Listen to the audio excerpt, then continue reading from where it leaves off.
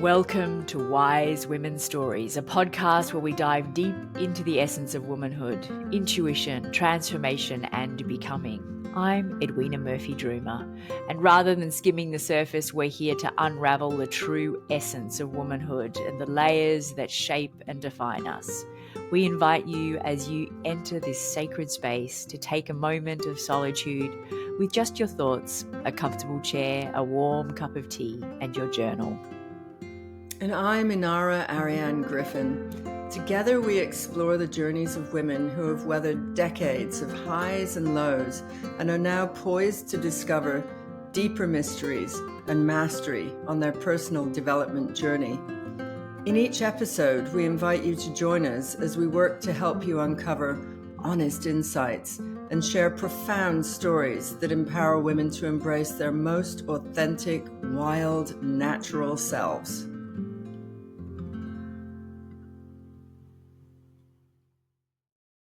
Hello, beautiful souls, and welcome to this episode of Wise Women's Story, where we're diving into the fourth task in the story of Vasilisa. And as I have said before, if you haven't yet listened to the story, you really need to in order for this to all make sense. So if you haven't yet, please take a minute, just press pause on this one, go back, listen to the story. It doesn't matter too much what order you do the tasks in. It is ideal if you start at the beginning because it follows the flow of the story. But that's the recommendation at this point. So I am here with Inarra, Aryane, Griffyn, and we are so thrilled to have you with us on this journey. We're having fun every step of the way. If we had have hit record in the last half an hour to share with you the kind of chaos and the, like all the bits and pieces as we pull ourselves together to look like we've got it all sorted and going on here.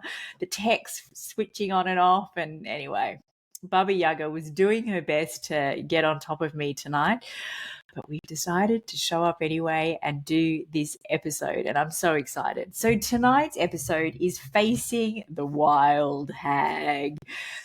And maybe if I start, this is quite a big chunk of the understanding of the wild woman archetype. And I just think it's so important that we do this particular task justice.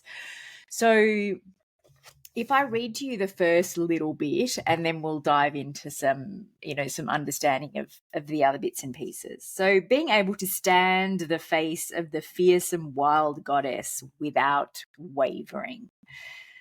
That is, facing the imago of the fierce mother, meeting up with the Baba Yaga, familiarizing oneself with the arcane, the odd, the otherness of the wild, residing at Baba Yaga's house for a while, bringing some of her values into our lives, thereby becoming ourselves a little odd in a goodly way, eating her food, learning to face great power in others, and subsequently one's own power, letting the frail and too sweet child die back even further.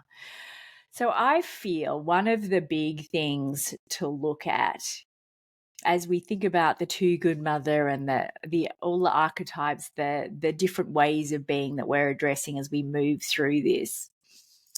The residing theme that we really want to support women to think about in this is that perfectly nice, politically correct, subdued, not rocking the boat, not standing out version of us that so many of us are trained to be. And I remember the first time I read this story and reading the description of Baba Yaga with her hooked nose that meets her chin and her greasy hair that becomes the windsock and the hairiness and the warts and it's like, I don't want any part of this. Like I just the whole thing just made me feel slightly uncomfortable, and I couldn't think how there was any part of this archetype, this personality that I wanted to embody. So if you're at that stage and you're thinking that and experiencing that, this is the moment to just kind of open your mind and open your heart to the possibility that there are elements of this part of our psyche that is so important. This is the truly powerful, strong stand, the force of nature, the life force that we need. So part of this, and I'm taking over this, Inarra, my apologies, but I'll It's not a problem. I will open space for your beautiful voice in a minute. But like when we think about the Vasilisa, who was trying her damnedest to be nice enough to be accepted by the stepmother and stepsister, and subservient, and how can I, bend myself low enough so you can wipe your feet on me and then maybe you'll like me. It's like this terribly nice at the cost of our life force, at the cost of our authenticity, of our own voice, of our own way of being, that so many of us have unwittingly taken on. And it becomes to a point where it's so normal we don't even see it until there's an interruption and there's a reason. Inarra and I talked in the last task about losing it and becoming the wild banshee. We get pushed to a point where perhaps that strength will come forward, but it may be in a less healthy way. If we have that, if we're able to embody that strength, that absolute power, there is no need to us to get pushed to the point where we just lose it and lose control. So that's a big part of what we're talking about tonight in this particular task. So if we look at tonight's task and break it into perhaps 4 different parts. So there is this nice, the mundane. And the way that Clarissa talks about this is through dreams. And this is not something that I'm particularly proficient at or know much about. Is it work? Have you done much dream work, Inarra? I've done some, yes, and some symbols and looked at them. Yeah, absolutely. Yeah.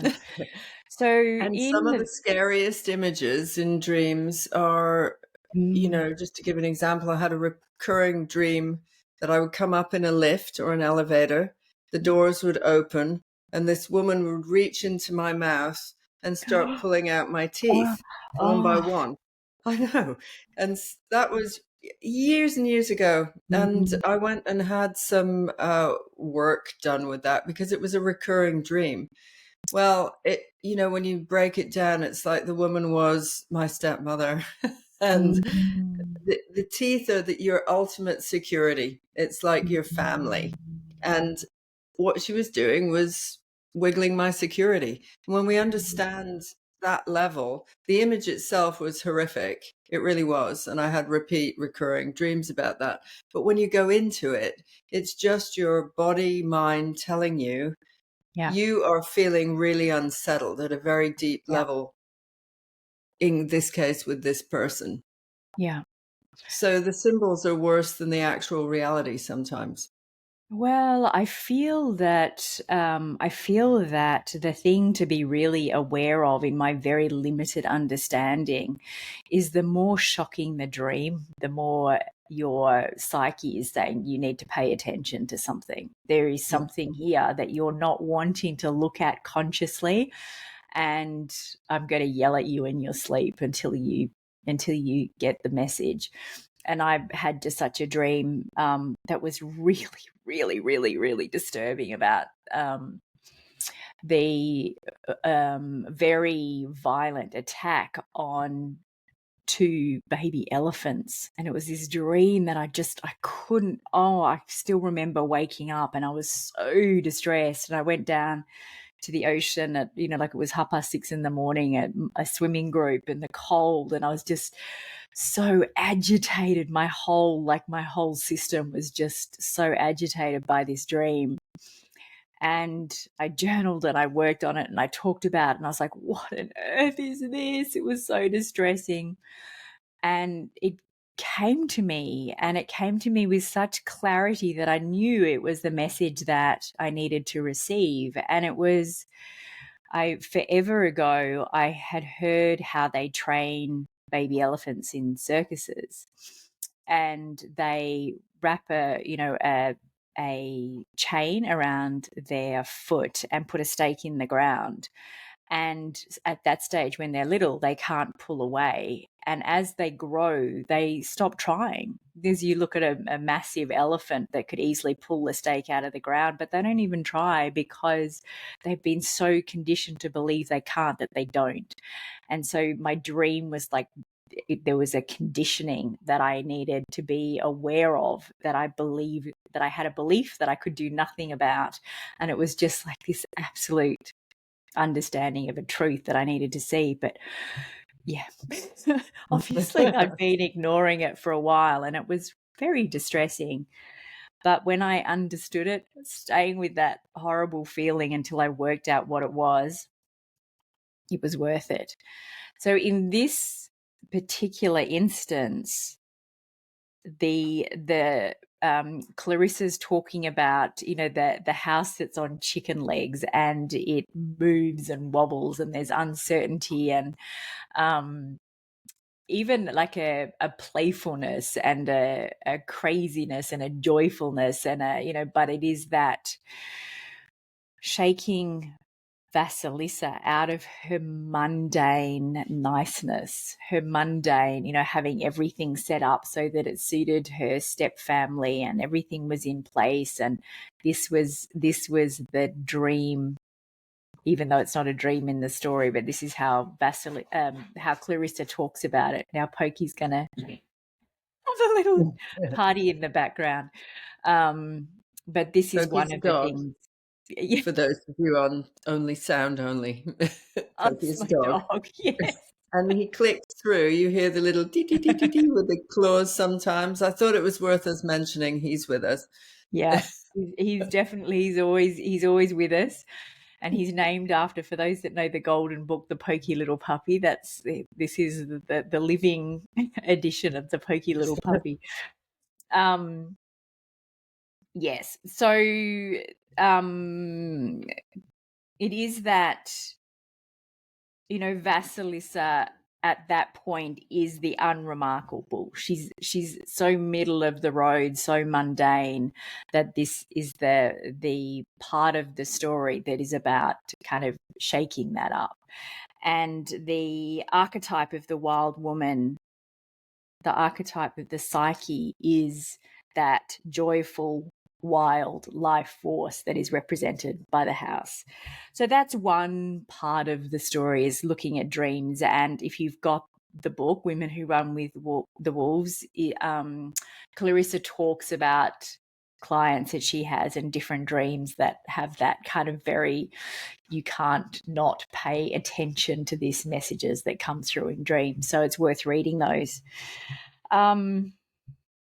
Another part of it is standing in the face of power, and how important it is to stand in the face of power with that clarity and the unwavering. And yes, our knees might wobble.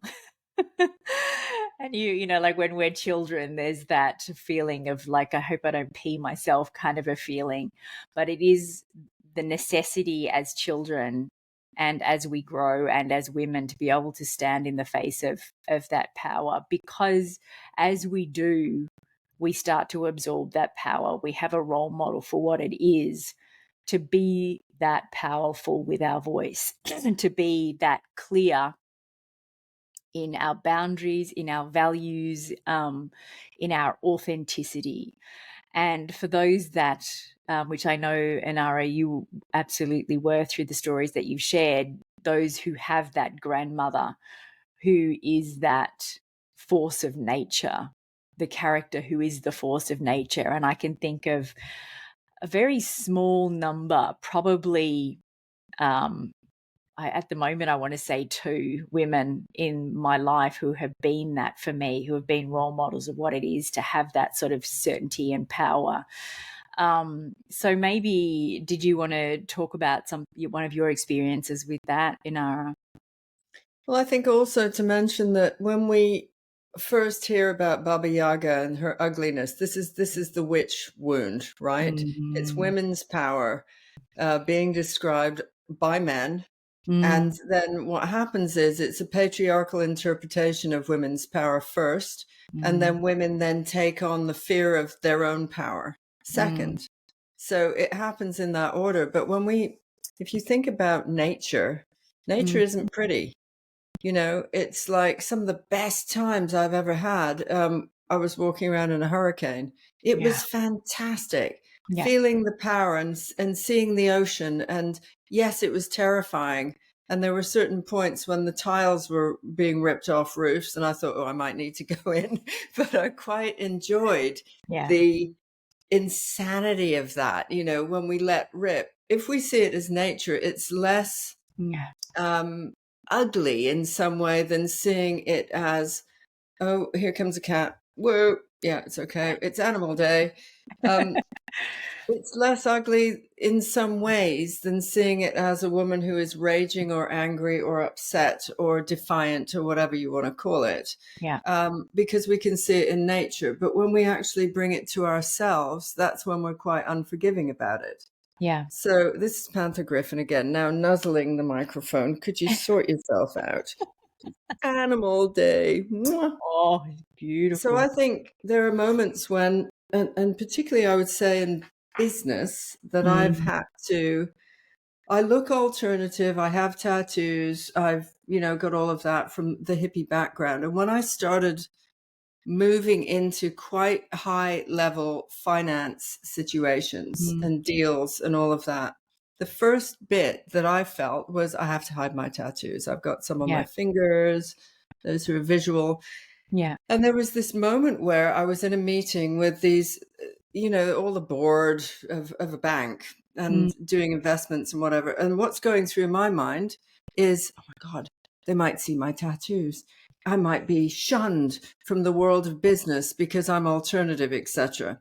And the first stage of learning at that age and stage was to learn that actually why I am good at what I do is because of who I am, right? yeah, And that includes tattoos and all. That could be like the warts and all bit. yeah, yeah. And then as I've gone along, I've learned women freeze in the face of, so there's this thing about fight or flight.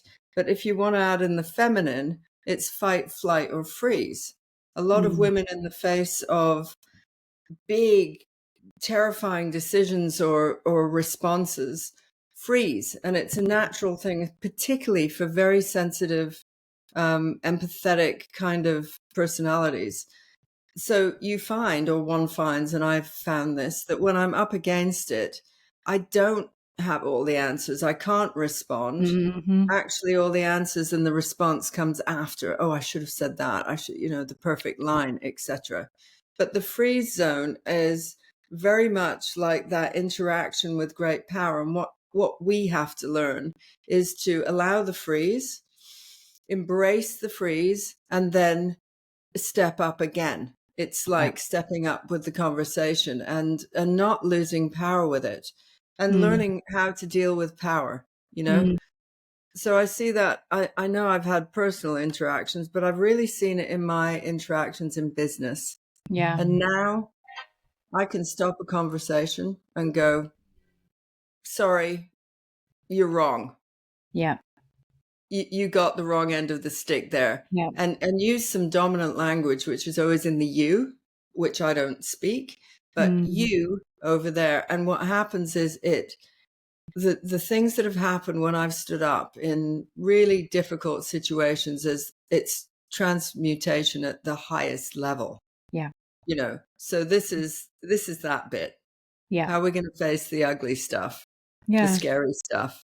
And I think if we use the natural world again for the sake of, women who run with the wolves, it's it's the she wolf in the pack that sometimes needs to snarl and snap and put the younger animals back in their place, and it's got nothing to do with bad or ugly or wrong. It's necessary. And yes, I can think in my life where that's happened, and I've been on the receiving end of that. And as uncomfortable and as awful as it was, it is now something that I see as valuable. So I feel it, and that personality trait in women, the ability to do that, is something that is shamed and seen it as ugly and wrong. And yes, so I think this is the part of the conversation that's really important. It's got nothing to do with being out of control or being ugly, and everything to do with being assertive and self-assured and having clear boundaries and all the good things.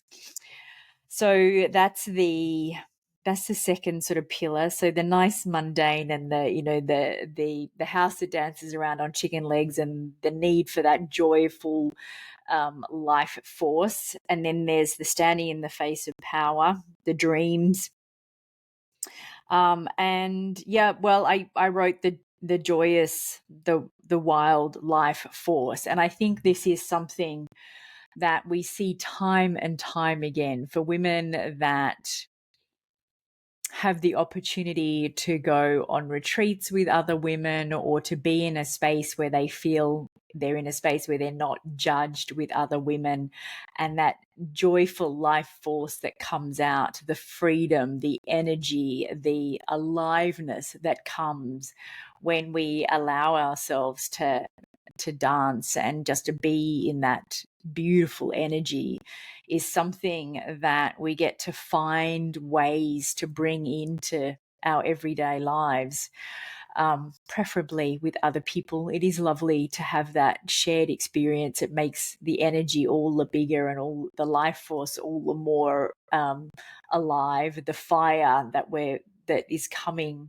as this story unfolds, it is about getting that life force through the fire back into our psyche, connecting with our intuition, knowing that there can't possibly be anything but goodness when that life force, that joyousness, is really lit up.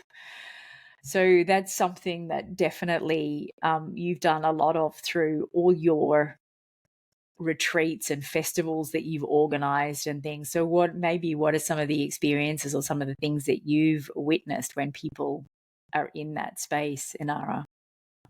Well, the last one that I did, which was over the summer solstice, and it was this unusual alignment of the full moon at the full sun summer solstice, was just a couple of weeks ago. Yeah. And it was a peak experience even of my own life of, running and hosting retreats. And the level of, there was a sauna by the river. So people were going in a freezing cold river because it was in Cornwall. The joy, the sheer shrieking joy that I would hear in the woods, people coming back from walking in the woods and seeing this incredible nature. So it was very nature. We did a bit of digital detox, and we had a fire which was out for the summer solstice. We set intentions. We did activations. I was playing singing bowls around it, and they all had their eyes shut. And then there was this moment where I saw, because I was leading the thing, I saw the full moon starting to rise just perfectly over the horizon. And they're doing this deep meditation and around the fire, listening to the crackling. And there was a pause when I said, all right, now open your eyes and just turn your head. And they went, like all of them. There was just this, it was absolutely magical. We had we did a cacao ceremony, and then we did dancing. And honestly, even for me, I was like, wow, I haven't danced like this. I'm talking for ages, not just a quick little dance or like it's a disco or some club or whatever. what people absolutely went wild, and they had the biggest breakthroughs, because when you use that kind of nature and, you know, ceremony, really, the symbols that you are experiencing, you start to connect so deeply with your life force, as we're talking about, your what makes life worth living, sensuality, sexuality, all of that is happening in a sort of personal way. And people made the biggest decisions over 3 days that were life-changing, because if it isn't aligned for that, then we're not doing it. And several people said, you know, this was like a crucial moment where they made a decision that maybe their jobs are so dull and mundane, or maybe their relationships are, that this is an example of what is there on the planet. So why not go for it? But yeah, I mean, I've had so many examples of that, and running a yoga festival as well. Standing in the middle of it, I was waiting for the moment when I would know, like, whew, the vision had landed, you know. And it wasn't in the first year, it was probably in the third or fourth year that I did that. And I was just witnessing human joy, like the experience of all the yoga and all the music, and people just, me standing in the middle, looking around and thinking, I did that. That's my vision, actually, manifesting. And what it is pure human connection, you know? Yeah. So you can hear I'm bubbly. I get all alive when I think about that. Yeah. Yeah. I do an event in November. I've got another one coming this year called Effervescence, and it is only for clients that have been working with me for the year. But in the last one, the greatest feedback that I received, that I heard, was that this group of women that had never felt so comfortable to just be completely themselves in a room full of women before. And isn't it amazing that, you know, and we're all women, sort of 50 plus, or most of us. I think one's mid 40s, but it is a sign of society that we can get to these ages and not really experience that before as adult women. So this is part of something that we all get to start working on and talking about together. The other thing that's, you know, sort of popping into my mind is this story that, you know, this conversation is unfolding, is this conversation of beauty and what beauty really is. And for me, there is nothing more beautiful than a really self-assured, strong woman. You know, and I think about, to name women that everybody knows, you know, sort of the Judi Denchs of the world, and women like that are not stereotypically beautiful. I mean, she's covered in wrinkles and has very short hair and is larger than we would say is, you know, like the ideal body type in it, but she's just breathtaking. She is so divine because of that inner strength and self-assured way that she has. I think she's one of the most beautiful women on the planet. She's amazing. And do you know Cesaria Evora, who was this, she's a singer. I can't remember the island she's from. She's a large black woman who has the most exquisite voice. She is dead now, but I had the privilege of seeing her, and she sings barefoot. So it doesn't matter whether she was in the poshest place, like some, you know, like the Royal Albert Hall in London. She would always dance barefoot, and her feet were not pretty, not pedicured. They were big, flat feet, all corny and wrinkled and whatever, because she comes from a culture where it's like, you know, on the street. And she was just gorgeous. Yeah. Absolutely. So that's what we want, more of those examples, like not just demure little pretty this and that. And I have to say that because you and I have human design line 5, right? Yeah. So I'm a 5-1 and you're a 1-5. You're a 3-5. And traditionally that's known as the heretic. Yes. And because the heretic is such a, I'm so not Christian, that the word heretic just brings up all that hideous Christian, you know, sort of history where they were persecuted heretics for anything, right? And tons of women were were killed as heretics, etc. But really, when you get into it, when it was renamed, it's like you are the one. You are the one who has all this maverick energy, or you're the one that got away. And that's Melanie Ann Lair who said that. You're the Yeah. one that got away. And so it's like we are here to break the system. That's what we're here for, to come up Yep. with a new thread of energy. Well, that is often, the danger, the scary, we would be represented as the hags in the past and bring on the heretics, Yeah, I don't like absolutely. the word. I would say sort of bring on the mavericks, Yeah. that kind of thing. Yeah. I know we've had this I know conversation you before. like it. I love the word heretic. I wear it quite proudly because it gave me a word for an experience that I've had all my Yeah. life. Yeah. And so suddenly I had this word that was like, oh, that fits. And I'm not alone. Yeah. I know there's others. No, I would maybe say, see if I was to reinterpret that, I would say actually it's the witch. Yeah. It's rather than the heretic. It Yeah. would be, or the shaman, or it's that. Yeah. Yeah. I don't think I've ever seen myself as magical. So heretic felt like, because I've always made or often made decisions that put me on the outside of normal. Yeah. The heretic kind of felt like a better fit. But we all, like, language is so powerful when we decide that something fits. As long as we're choosing good words. Yeah. Yeah.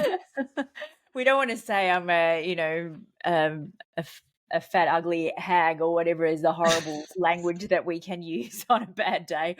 But yeah, using powerful language is good. There was a couple of things that I just really highlighted in this chapter because I do think it's a super empowering when you spend time with this particular task. So just as a regrounding, this is about the initiation of intuition. So these are the wild woman psyche, the intuitions that we get to really connect with to find our most authentic voice and the freedom to be exactly who we are here to be. So one of the things that I particularly wanted to pull out again is this too nice over adaptation in women often occurs when they are desperately afeared of being disenfranchised or found unnecessary. This is one of the biggest things that as women we get to look at the value of our lives, and there is a reason why each of us is here, and really being clear on that reason. What am I here for? Who are the lives that, and we're all impacting lives every day in small and big ways, but it's just really connecting to that.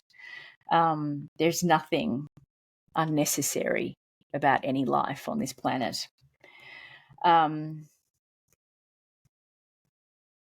Then she talks about the dreams. I think they were the main things. The enigmatic and intense power of the life, death, life mother. It means to be able to learn, to be able to stand what we know. It means to stand and live. So I feel like we've probably touched on the main pillars of this particular task, and the takeaways, the things that I feel are fun to play with as you contemplate this task is really just, where is the wild, abandoned nature of dancing in the woods and taking yourself out to a place where you can be authentically you, surrounding yourself with people who embrace the authentic you, allow you to trip and fall and explore and be curious about what that looks like. It's not an all-knowing until you spend time with this intuition and initiating this particular part of ourselves, the Baba Yaga. So is there anything that you wanted to add to this, Inarra? I think it would be for the listener or the watcher to really start considering how controlled you are, how subdued you are, what circumstances bring out that, oh, I need to settle down, I need to be quiet, whatever. And then make a fantasy date with yourself to go wild dancing somewhere, to do these things. Like Edwina and I have talked about lighting a fire and going, but I have a fire pot in my garden, a fire, whatever you Me call it. too. Fire pit. Yeah, pit. And it's like, where can you create your fire pit? Yeah. Where is the place that you can dance wildly, when nobody is watching? And a little bit like the rage hole that I mentioned at one point that I have assigned people to go and do, create your rage hole. This is like your pleasure. Where are you going to like dance wildly? You didn't come in, you came into this life alone. And we came with our specific soul pact of what we're here to do. Yeah. And you will go out alone. It's not about being at the measure of somebody else all the time. It's like, what gives you life force? What do you love doing? And what could you set up to do in a way to unleash some of that? Yeah. And then go And sometimes, do it. sorry, darling, I just talked over you. Sometimes it is, sometimes it feels like you just need to take one step. It's like it might feel like too big a step. And so one of the best first steps is to get out and walk in nature barefoot. Like that really is one of the best first steps. Just connect with Mother Earth, the energy, and feel the earth, the grass, the dirt beneath your feet. And if that is a first step, then that's a perfect first step. And then it's like, what's the next step? A next step, well, not for us here in the southern hemisphere at the moment, but if you're in the northern hemisphere and it's a bit warmer, when was the last time you lay fully naked in the sun? Yeah. Exactly. Like feeling the sun, the breeze on your skin, like that can be a really massive mental task for some people who just have never been or haven't been outside their bedrooms naked for years, possibly. So there's little steps. Little steps there are are great. little steps, lots of little steps. Yeah, little Even steps. light a candle, like bring some wild in, change the atmosphere of where you work or you are. Yeah. Bring flowers in. Yeah. Bring in plants, bring nature inside so that you're attuned to it. Yeah. Yeah. And I think if I can leave with one last task, that is one of my favorite tasks to give people, is see the beauty in every woman you look at. Find something beautiful, because when we start to see the beauty in every other woman, we start to see more of the beauty in ourselves. That's a great place to end. All right, beautiful souls. All right. Yeah. I hope you have enjoyed this episode, and we'll be back with task 5 in the next episode. All right. So much love, and So bye much for love. now. Mwah.